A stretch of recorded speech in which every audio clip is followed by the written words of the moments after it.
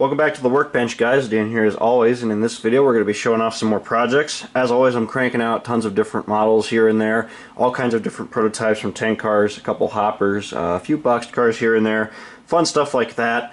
And I want to go ahead and show you guys what I've gotten done. We'll touch base on the layout, get you guys up to date on where I am with that. Basically with the layout too, I'm just planning out some more areas where I want to do some scenery, build some structures, lay ballast in, just properly plan things out so we can move ahead and hopefully make some more videos showing my process of scenery and everything like that. I'm hoping we can get into that and of course run some trains as well here in the future. But to go ahead and start this video off, we're going to be talking about rolling stock. I have here a couple Walthers tank cars. These are both Walthers Proto Sulfur cars, and I'm going to go ahead and show you guys these. So both of these are early TCPX sulfur cars. They're the yellow scheme, and I weathered these to match their last appearance before they were all basically repainted black. There might be some of these units out there that still exist in yellow, but as far as I know they're all black now. For both of these cars I just focused on heavy washes. You can see that there's a very fine streak effect coming down the sides of the car. This is achieved with oils, and I just streaked it down. I built up the top area a little bit with some airbrush work and some powder work. The bottoms of the cars, which are the most heavily weathered, feature lots of airbrush work, a little bit of washes to blend things out, and then you got a ton of powder caked on because these bright colored cars really show a lot of that grime, even on the ends as well. You can see I added the really unique patching here, and then there's a lot of attention to detail with the rust streaking down from the hatches at the top there. On the second car here it's the same process, although this one is a lot more rusty and it's got a heavier grime fade at the top, and I'll go ahead and show you that one in a little bit more detail. You can see at the very top of the car I made this really cool fade out effect, and you can see it's covered in rust spots. We got some really cool patching there where they changed some data over time. Heavy rust streaking coming down from that top hatch, as you can see. And if we look at the top again, all this was built up using acrylics first, then oil paints, and then a little bit of powder to make it look like some rust heat damage from the molten load spillage. Lots of grime and work, all done to the underbody. The new KD couplers are added, and I did lots of kick-up spray and everything like that to the ends as well. Up close you can really see those fine streaks that I was talking about. That was again achieved with the thin washes of burnt umber and a little bit of thinner. And then you can see the heavy kick-up streaks, lots of grease splatter, a lot of grime damage. This one's a lot heavier, and it's a lot more of a black, darker tone, just streaking up all over the end. This next covered hopper I did is an AEX prototype. I tried to find the exact car number, and I think I ended up choosing a different car. But this one has this really awesome rust effect where I just built it up with a little bit of raw sienna oil, and then I streaked it down. So there's a heavy layer of rust around the hatch.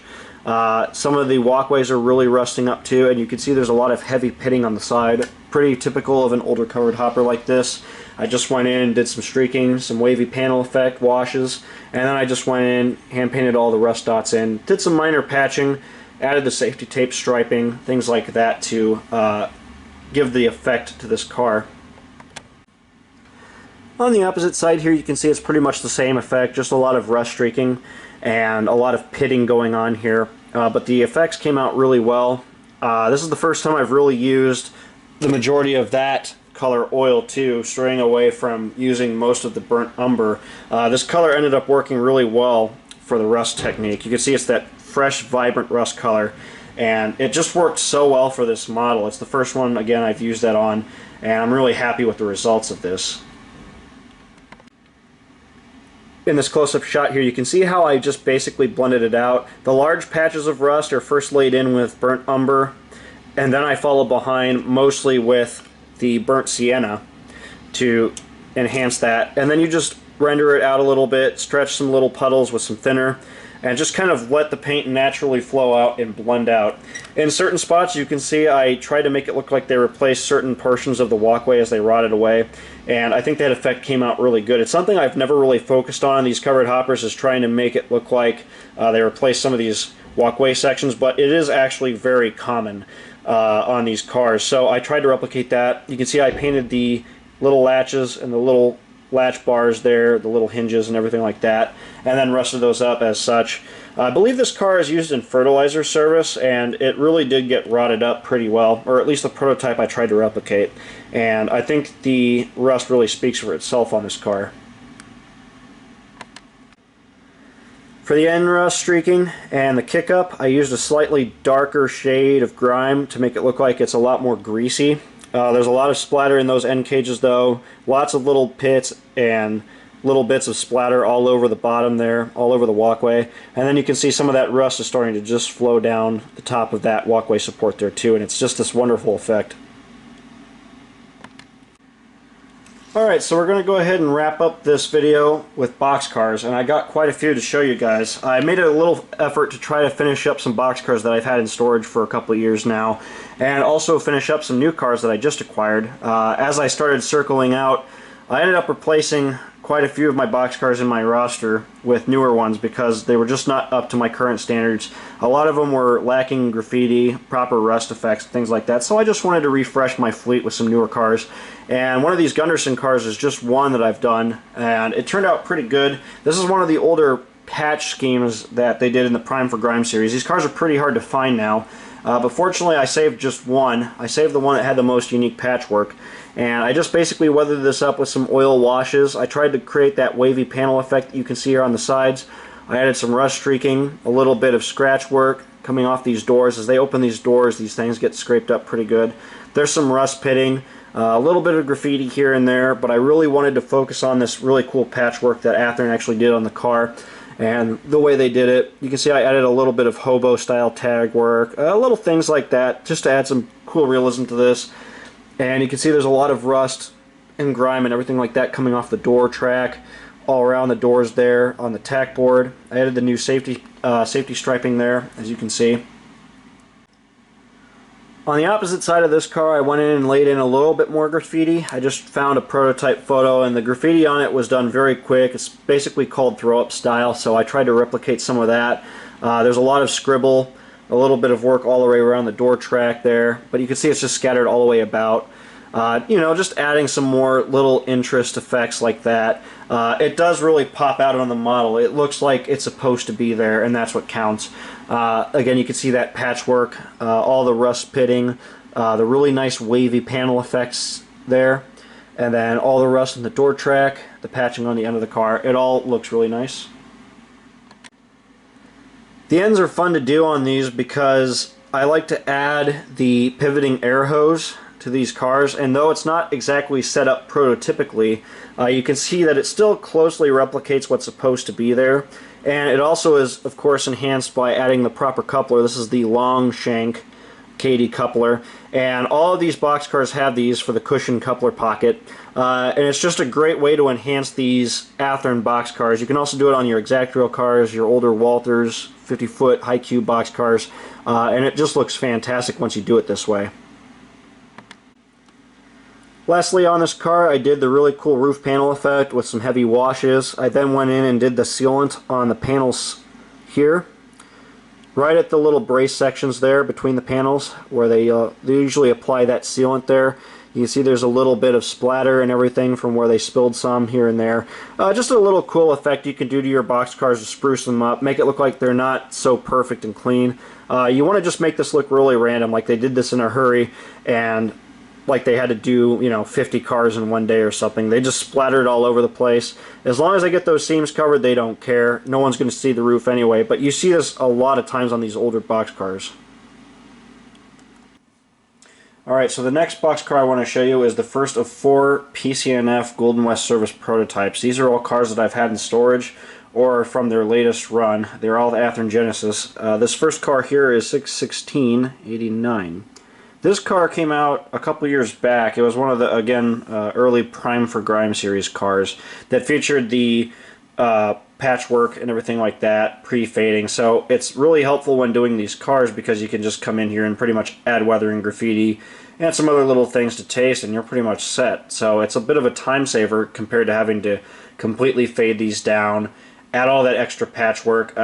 It does help. I just wish with these cars that they wouldn't do duplicate patchwork, because oftentimes they just pretty much take the artwork from one side and copy it right to the other side. It's what it is, though. You still can make these look nice, and overall they're still a huge time saver, and I love weathering these. But getting into the actual nitty-gritty of this weathering project, what I had to do first was go in, found some photos of a similar car, not this exact number. I think I did find the real number on this car, but the graffiti was just really bad, and I just didn't want to try to attempt it. So I ended up choosing a different car to get the graffiti from, and it ended up working out pretty well. All this is hand-painted work down here, enhanced with some other little details and things like that.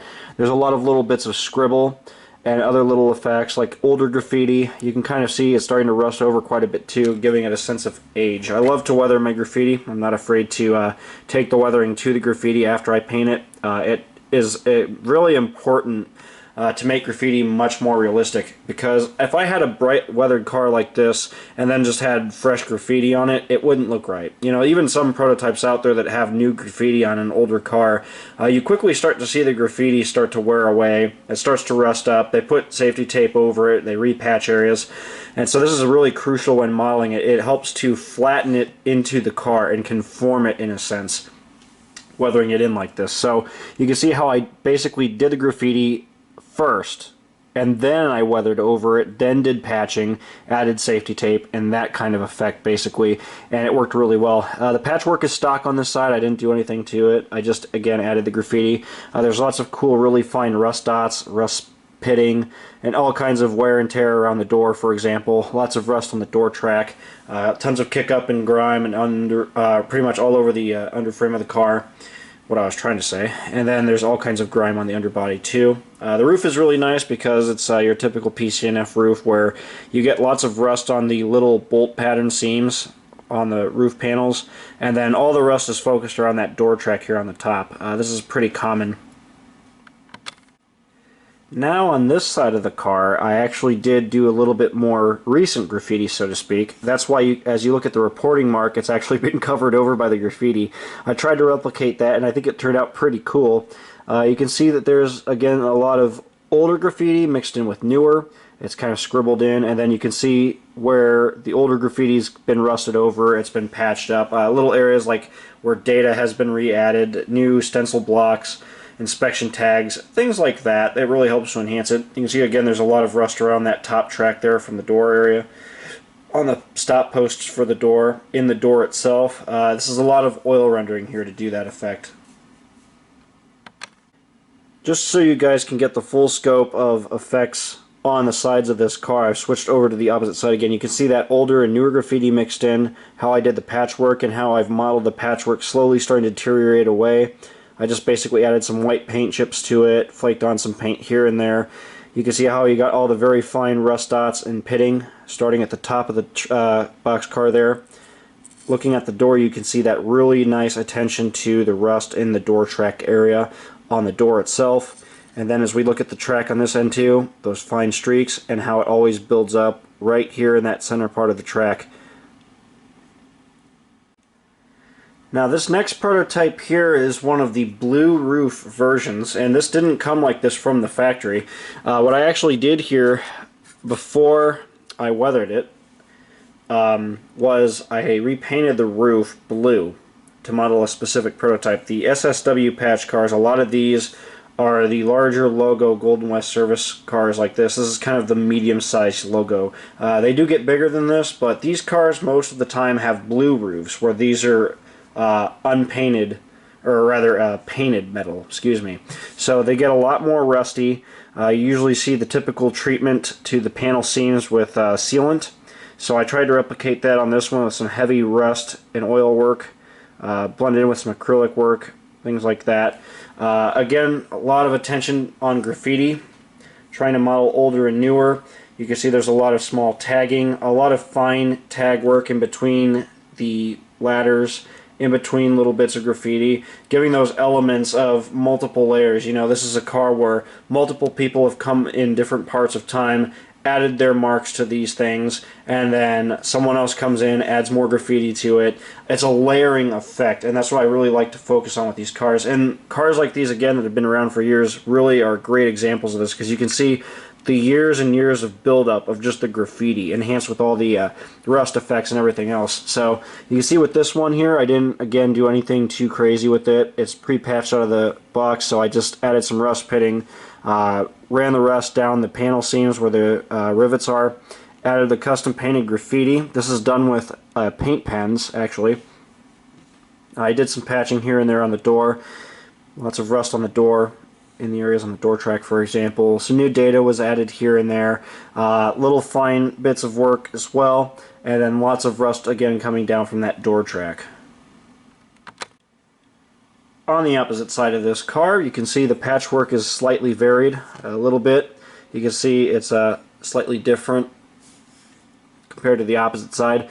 That's something else I like to do on any kinds of cars like these. Generally, they're not going to do a picture-perfect patch job every single time, and on individual cars a lot of times they vary, especially if it's just quickly done.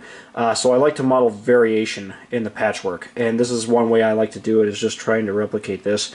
You can see again I did some hand painted and hand drawn graffiti effects here, all done with paint pens, acrylic paint, fine detail work, fine tip Sharpies, micron pens, pencils, pens, all that good stuff. And then it's all followed behind with the rust effects, a little bit of splatter effect, a little bit of fading, lots of rust on the track, some new data added, and lots of rust all over the place. Something I really love that turned out awesome on this car is where you could see some of the splatter, some of the paint drips from the sealant that they used on the roof. You can see how it's actually splattered down the side of the car, almost like mud splatter. It's very subtle, and unless you get up close, you can't see it, but I know it's there, and it's cool. And then we look at the bottom of the car here, and you can see all that rust.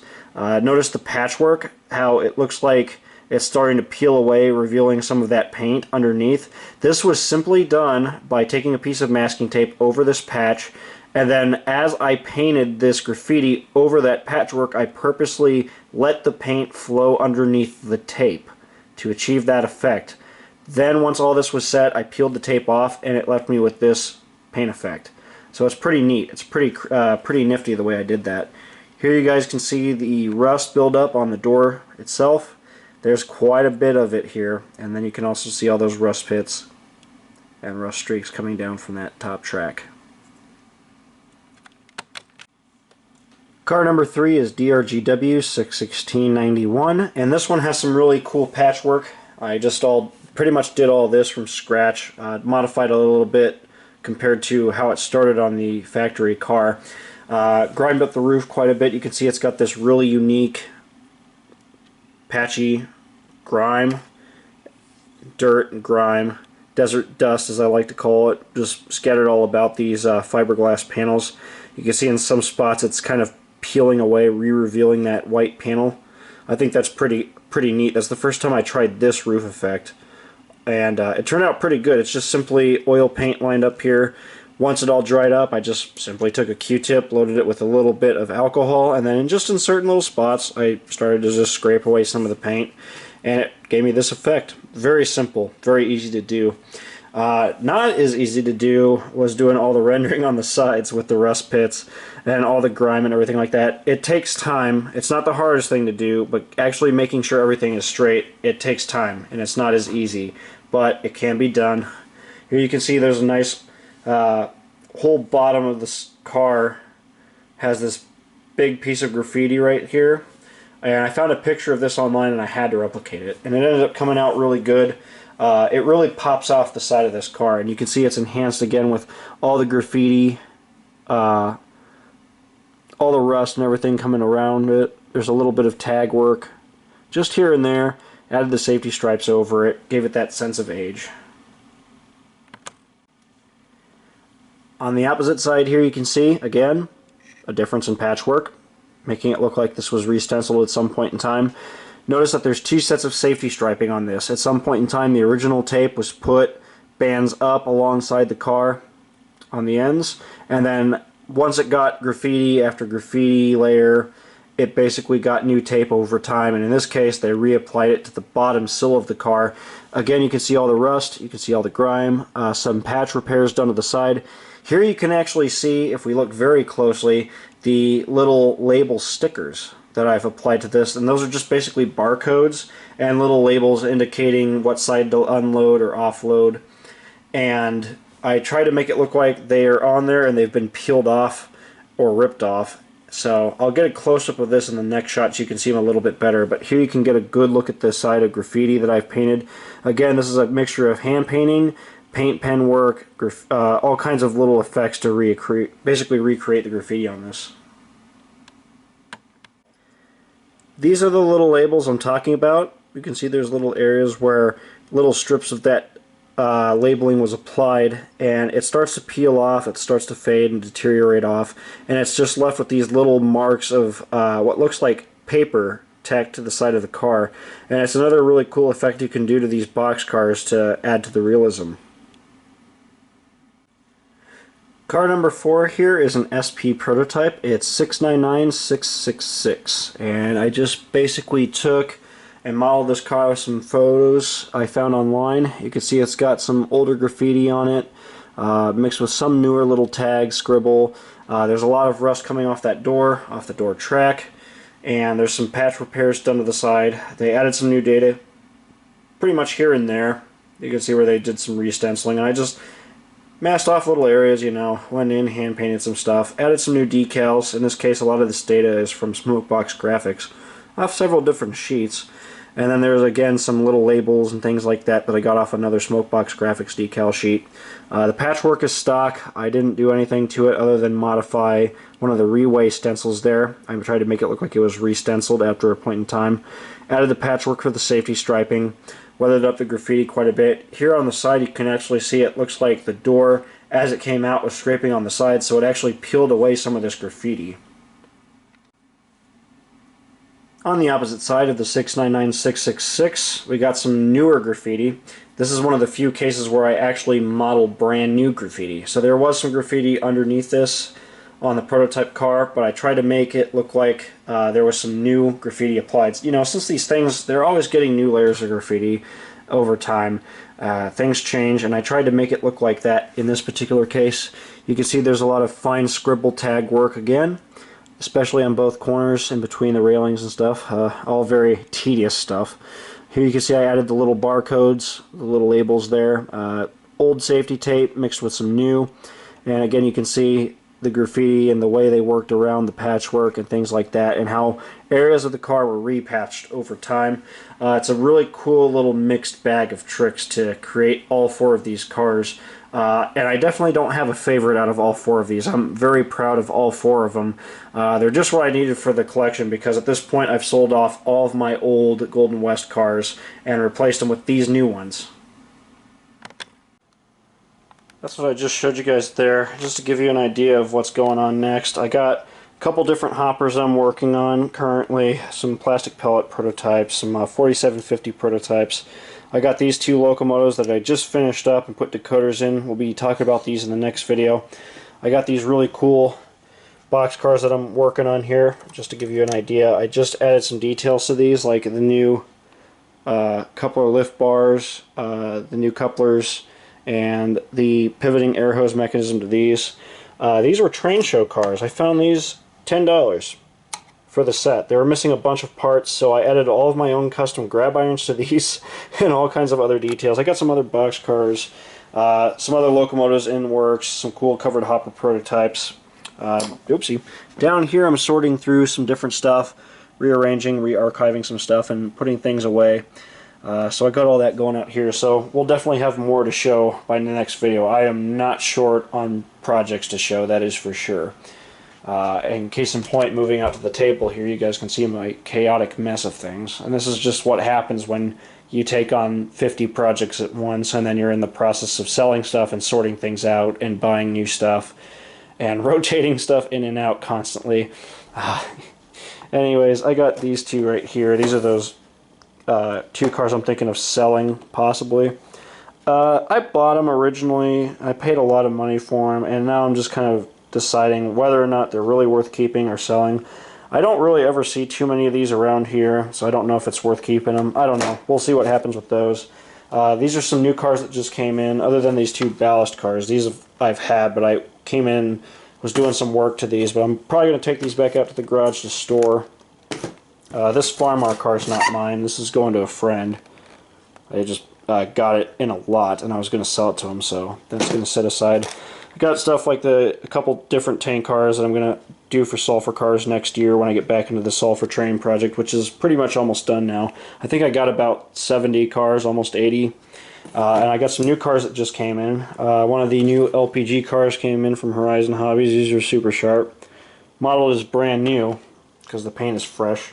So I got that one. I got two phosphoric acid tank cars. These aren't exactly prototypical, but they're pretty cool paint schemes, and I wanted to have some, so got these guys here. I'll probably weather up in detail at some point.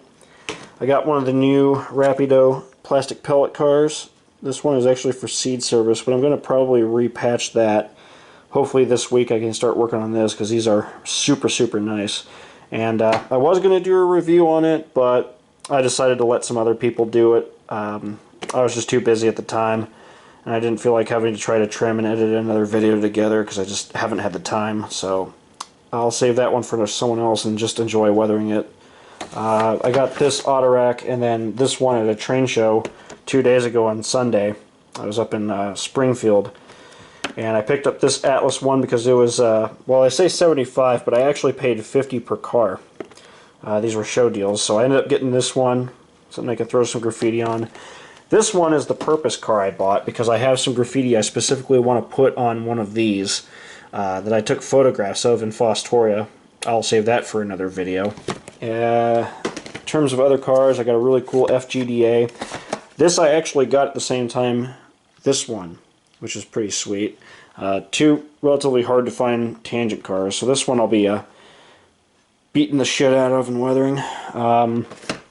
I got this KCS car, plain gray. These are really hard to find. A friend hooked me up with that one. I got Siri Boxcar there. I'm going to be patching to Warwick Railway. And I got two more sulfur cars. These just came in. These are, again, harder to find, but I'm going to be putting these in storage and save them for next year or so. This one I'll probably be working on pretty soon. Maybe I'll hit this one up maybe around Thanksgiving.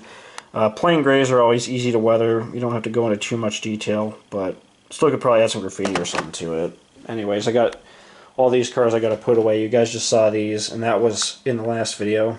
This one I sold, so I'm going to be selling that off as is. And then these cars here, I got this one in the works. And then all these cars are ones that I've sold off. I'm pretty much gotten rid of, and I'm getting ready to ship these out. Cars I didn't really want to sell, but, you know, as I buy new stuff, I absolutely have to sell off old. That's the rule. So I bought two auto racks, I sold two auto racks. I bought a couple new boxcars, so I've sold old boxcars to replace them. And same thing with the plastic pellet cars. So they're all models I don't really want to see go, but I just have no choice. I can't be holding on to all this stuff anymore. I got to be selective with what I keep, and as I get better models, I replace the old ones with new. But anyways, it gives you an idea of like all the projects and my absolute nightmare that is sorting and selling and buying and replacing and working on all of these things at the same time. Anyways, we'll go ahead and finish up by looking out on the layout and getting you guys kind of up to date on where I am out there. Let's go ahead and wrap it up with the layout out here. Where I'm at right now is trying to decide where I want to start doing more scenery, and it's definitely in this section here. What I'm stuck at is what to actually put in. The prototype CNO mainline that I'm modeling has a lot of plastic pellet industry, bearing plants and things like that. None of it's track serve, but I'm just trying to kind of decide where I want to potentially build some stuff, have some different industries running along this track so it's not obviously just an empty vacant lot. I don't want that. So I'm thinking of building some structures along this side of the layout where I could potentially have some industry. And then back here I need to prep the sides because I'm going to put a 1 foot tall fascia board along this to block out the scene, because at ground level you can see that ugly ass wall in the back, and I don't really want that, obviously, so I'm going to try to block that off if I can. And it's going to extend all the way from this section down here across. I got the boards for it. I just got to actually cut them and just kind of plan it out, but that'll all come in time. All these switches out here are ready to glue down. They're pretty much finished. I'm just going to tack in these rail joints with some solder to keep them from expanding and contracting so much, especially in the wintertime. It hasn't been as bad this year because I've actually properly insulated the garage now. I blocked off all the corners and everything like that. Did a lot of seam filling. Blocked off a lot of areas where there was a lot of drafting. A lot of drafty air coming through, cold air coming from the opposite side of the garage. So I blocked all those gaps off. And I was able to block off all the gaps to the outside and also fill in this window section with my AC unit a little bit. But I really should get a cover for my AC unit so I can block some of the air, because a little bit of air does still blow in occasionally through this, especially if the air is blowing in from the south to the north. But that's another project, so I still got to finish all this properly at some point. But in terms of track work over here, I've been having some problems. I've been having shorts, and I think it's because the track is affected down here somewhere. I'm not sure what it is, but it might just need another set of feeders dropped in potentially. It was running, and now for whatever reason this track here is not power routing through, so it's annoying. So that's kind of stopped me dead in my tracks. Right as I started running a train, I powered up these cars, had the train going around, and it just stopped. I was like, what the hell? So I put another locomotive on the track, set that up, went all the way around the layout, same problem. So then I was like, okay, maybe it's a dirty track. Tediously cleaned all of this track, polished everything, cleaned it off until there was literally nothing. I could wipe my hand on the rail, nothing. Locomotive comes around, same spot, dies. Kind of right in the center of this layout. So I'm going to have to rectify that problem. Everywhere else I still got power current, which is good, but you never know with these things. There's always little issues that kind of come up, and you got to stay on top of correcting stuff. Big thing is you got to keep your track clean. That is a must, and I'm learning that more and more, that is for sure. Over here the system has been doing pretty good though, which is, it's keeping up for the most part. Still got to repair that annoying joint there. That's got to get done. I'm just tired of looking at that. I got to fill it in with putty and then fill it in with ballast. Everything else down here is still fine. Obviously the new section down here is just wonderful. I'm really happy we got that done. But really it's just teetering right now on this section. Addressing issues over here and then planning out this scene so I can actually properly go in, hand paint all my switches, paint the rest of the track, start ballasting, and then I can start building in some structures, laying in scenery, and just start actually having some fucking fun. Because that's what I'm just really trying to get to. It's just one hurdle after the other, and that's just layouts for you. That's just building them. But we're getting there, and we still got some more challenges, but we are getting there. So that's what I keep trying to tell myself. All this is powered up now. I've laid in a little bit more feeders. We still got to do some more feeders down here, but we're almost done with damn feeders, I think. We're just about there. So a little bit more work to go, guys, but we are getting there out here. And I'm definitely still having fun, even then when it gives me some hard times out here. A couple more things I'm getting ready to move into the house, either to sell or sort out or work on. And then gotten everything pretty well organized out here. I got all my locomotives and everything like that. I've sold off a couple more. A couple of these I'm thinking of putting on display. If I maybe like set up a display shelf above the layout over here with maybe like a glass lid, I can start displaying some custom engines or just some really cool factory engines that companies like Scale Trains have done. I always loved the first production Tier 4 Gevos, these blue Gevos. These are amazing, really cool engines. They're just absolute beasts. The CSX SD70 ACE, the Pure LX C&O unit, that's a fun one. I'm thinking of maybe just putting on display. I got all kinds of engines, CSX stuff I can do that I just want to maybe set a display case up. Got stuff like, you know, this Chessie Caboose. This is never going to run on the layout, but you know, it's still cool. These are some of my favorite cars. I'd like to display that. So having a display case over there, I can maybe display some of my brass models, like some of these up here, for example. Just some other cars. Just make it more fun, more entertaining out here.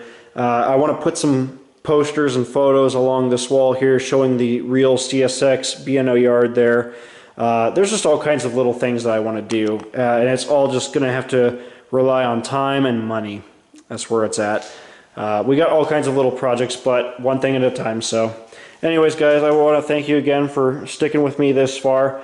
I appreciate you guys giving me input and being able to enjoy these videos. I really love making these videos for you guys and being able to share my thought process on doing custom models, working on the layout out here. I love making these videos, even though it takes me time to edit them and get them out in my busy schedule. I still like to do it. It's still a fun part of the hobby. And again, the feedback you guys give me is just absolutely wonderful. I can't thank you guys enough for all the positive comments and all the support. Even when I do get criticism, it's always healthy, and I appreciate it a lot. So I can't thank you guys enough. So I'm going to leave it there for now, guys. Until next time, I want to say thank you for watching. Subscribe here on YouTube for more content. Follow my work on Facebook and Instagram. My Facebook page is Dan's Custom Trains. My name is Daniel Arnold on there. You guys can follow me there to see what kind of projects I'm working on. On Instagram, it is Danny Dankinson. So it is Dan E. Dankinson. It's all lowercase. And you can look up all that on Instagram if you want. You can follow me there. I try to post regularly all the kinds of projects I show. For example, those boxcars I showed inside a little while ago, those are up there. I got all kinds of little things I like to show, you know, just all kinds of different projects. So you guys can follow me on all my social media, subscribe here on YouTube. And until next time, thank you for watching. We'll see you the next time. Take care.